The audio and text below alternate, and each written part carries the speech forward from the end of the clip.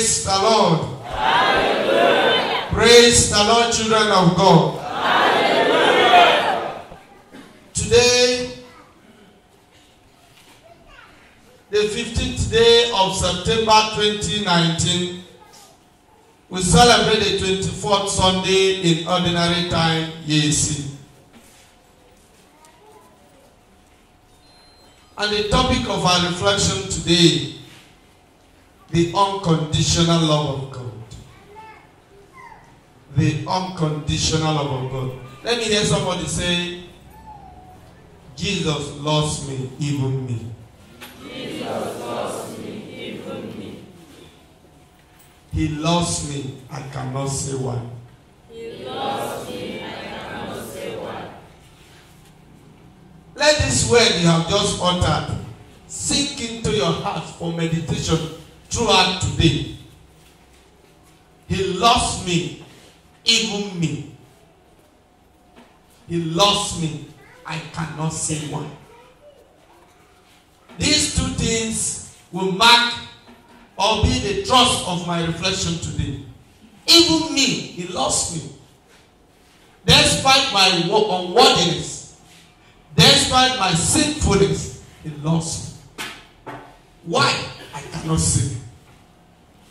Meritorious? No. Gratuitous? Yes. Is it on merit? No. Because of grace? Yes. And so, in our liturgical celebrations today, my dear people of God, we are called to reflect on the unconditional love of God. The Father who loves us lavishly, not minding our shortcomings or our limitations. He does not treat us according to our sins, nor pay us according to our iniquity. He does not treat us according to our waywardness, but loves us unconditionally. For him, our sins are due to our ignorance. That is what St. Paul hammered on today. He said, I acted in ignorance. I was doing all this in thinking that I was doing a noble job. Unknown to me, that was in ignorance.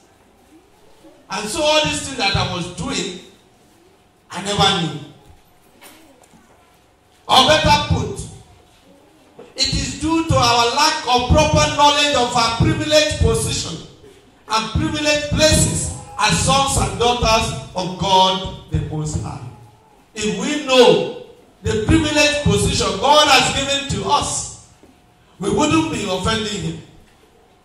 We wouldn't be embarking on living a life of debauchery. It is because of our lack of proper understanding of our privileged position. And so St. Paul titled it ignorance. All these things we are doing, jealousy, backbiting, wickedness, stinginess, is due to ignorance. Because if you know, you will appreciate God by helping one another, because you too were helped by God. St. Paul said this morning, mercy has found me. I want you to understand that. Not that he deserved the mercy. He said, I even insulted God. I even say all kinds of things. I blasphemed. I persecuted. I insulted him. But I have received mercy. If you read further, for those who understand Igbo, at the end part of it, he said, he did this to become an example for those who believe in him later. How patiently God is for sinners. Therefore, he is eternally bound in merciful love towards all his creatures, especially his children that goes astray. In the first reading, we see a God who forgives the people of Israel, though they had returned to the worship of idols. His forgiveness is without condition. He does not wait to see if they are going to deserve his forgiveness. Rather, he is led only by love. He was led by pity and love towards the people. He was not waiting for them to say sorry. Immediately Moses said, God, Forgive them. If you maltreat them now, if you kill them now, they will say that is the reason why you brought them out. God said, no, leave me. Let me deal with them.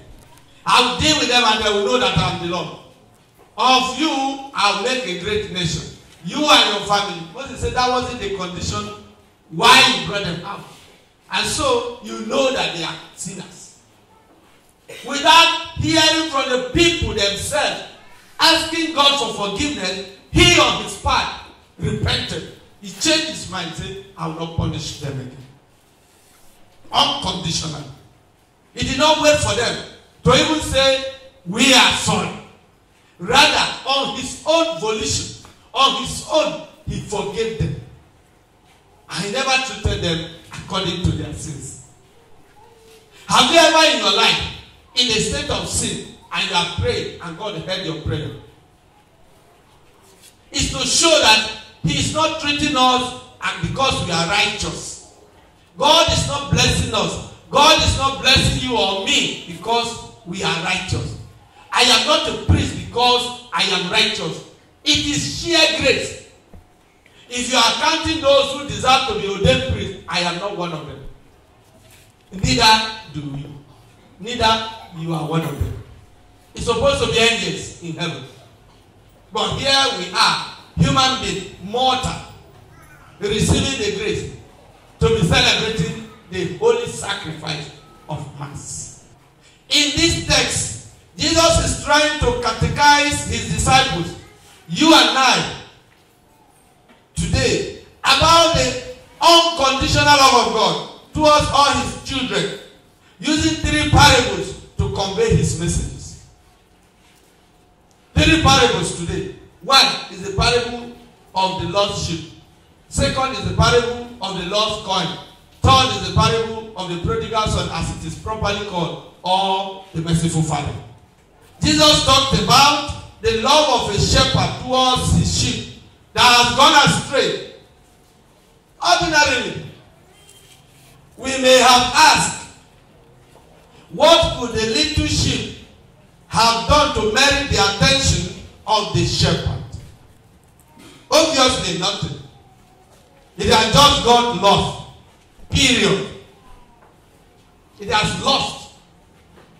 If it is not because of unconditional love, how can you have 100 sheep? 100, for example, as all of you are now, and one is not coming. Humanly speaking, you will not be bothered about the one. You concentrate on the majority. True or false?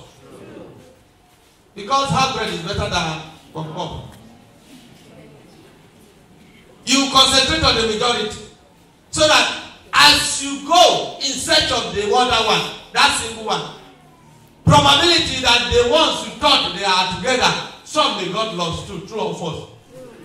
And so the man took the risk of abandoning the 99 in search of one, because already he knew that this 99 will not go astray, and so the one that has gone astray, he has to seek for him.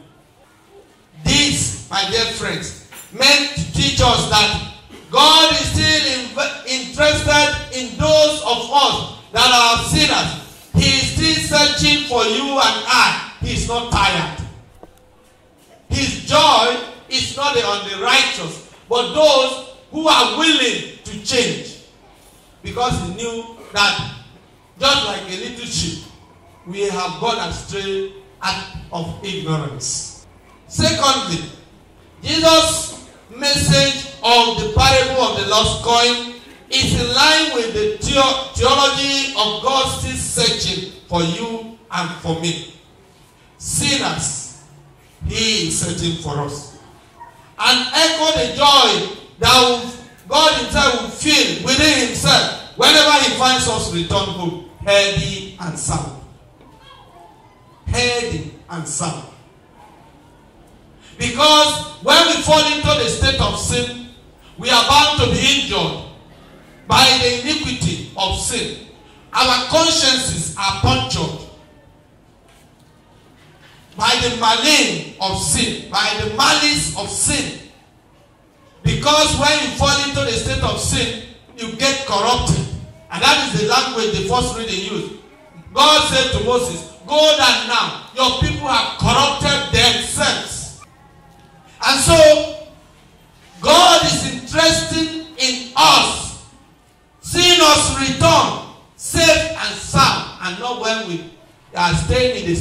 sin and fall into the state of self-aggrandizement, self-praise, self-righteousness. No, that is not what God is interested in. St. Paul said to the people of Rome, all have sinned and do what? And fall short of the glory of God. All. We all have sinned. None of us deserve the mercy. He is not loving us because we are faithful or worthy, but because He is our Father and He knows that our sins are due to our ignorance. He is moved with pity towards us. And a so-called faithful child was guilty of self-righteousness and lack of brotherly love. God is not interested in where we are right now. That is our places of sin. But He's most interested in our saying with a psalmist today, I will arise and go back to my Father. The book of Psalms says, if thou, O Lord, should mark at you, Lord, who would survive? Nobody, including myself. And so, the justification St. Paul said to the people of Rome is not by merit, but by grace. For us too, when we become animals towards our brothers and sisters in action, we are only acting in ignorance. If we know our privileged position as children of God, we wouldn't be doing that. And so, St. Paul said, I have received mercy. Mercy have shown me, not because I am worthy. Therefore, it is right to say that the Israelites has reverted to paganism due to ignorance. The story in the gospel was because of mistake. That is why the Lord was so good and understanding towards them. So God is understanding with us, not because of our smartness. I want you to remember this. And that is why the book of Habakkuk, the prophet will say, in my good fortune I say nothing will ever disturb me. But the Lord hid His face and I was put into confusion. So whenever you think you are smart, you are committing a particular sin and say, boy, I beg you. Now we know nothing will happen to us. Be sure you are about to fail. Because God will leave you, He will remove His grace from you and He will put into confusion. But when in your sin you still have the love and the need of God's grace, He covers you, He protects you, He gives you the second chance that you may return. So all that we are saying today is that our God is a God of second chance. When we say second chance, it's not just these two we are talking about. That the God who allows many opportunities for His children to return. So that when out of willfulness, out of volition, you have chosen not to return, when you die in sin, it is no longer His fault. And so today, to sum up the teaching of today, one, God loves us unconditionally. And that is why the choir intoned this song for us. I am so glad that Jesus loves me. In another translation, it says, Jesus loves me, even me. And we added, He loves me, I cannot say why. He loves me, I cannot say why. Unconditionally. And if God loves us unconditionally, we need to love our brothers and sisters without condition. We need to love them without placing a condition. This person, I'll love him unless he do this. Love the person for the sake of Christ. Another thing too, we may be unfaithful, but God is always faithful. His faithfulness is not conditioned on our own faithfulness. It's not predicated on our own faithfulness. Rather, it's act of His own nature. God is love in Himself.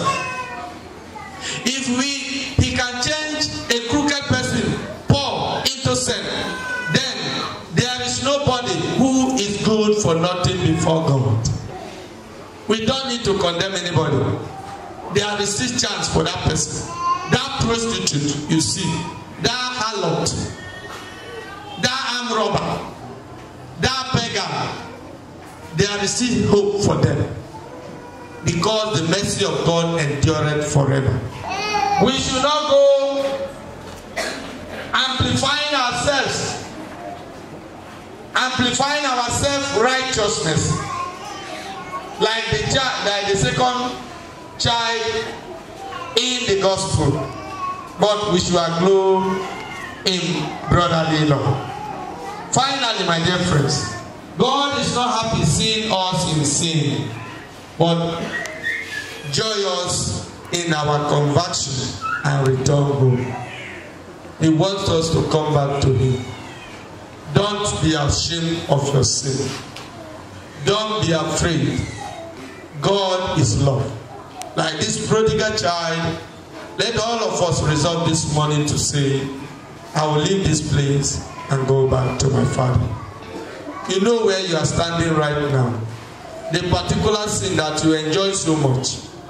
That place of sin that you are standing on. Say to yourself today, I will leave and go back to my Father.